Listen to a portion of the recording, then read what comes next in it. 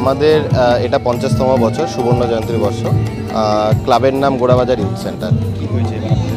আমাদের থিম এটা হচ্ছে, এই বছর আমরা যেটা তুলে ধরার চেষ্টা করেছি বেসিক্যালি নমামি গঙ্গে। তো নমামি গঙ্গে বেসিক্যালি সেন্ট্রাল গভর্নমেন্টের একটা দূষণ নিয়ে প্রজেক্ট, একটা গঙ্গা দূষণের উপর বেসিক্যালি ফোকাস ওটা। তো আমাদের যেহেতু বহরমপুর শহরের গা দিয়ে গঙ্গা নদী বয়ে যাচ্ছে, তো সেটা তো অনবরত দূষিত হচ্ছেই। তো সেই দূষণটা কেন হয়, কী কারণে হয়, সেটাই তুলে ধরার চেষ্টা করেছি। আপনারা যখন প্রথমে আসবেন মাঠে, প্রথমে আপনারা গঙ্গা দূষণের একটা সাবজেক্ট দেখতে পাবেন।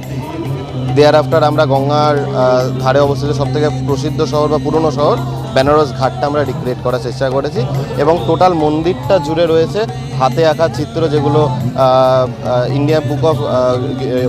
ইন্ডিয়া বুক অফ রেকর্ড প্রাপ্ত একজন শিল্পী পবিত্র কুমার, ওর হাতে পুরোটা আঁকা। তো এইভাবে আমরা একটা আর্ট এবং মেসেজকে তুলে ধরার চেষ্টা করেছি। আপনার নাম? আমার নাম অনির্বাণ সাহা।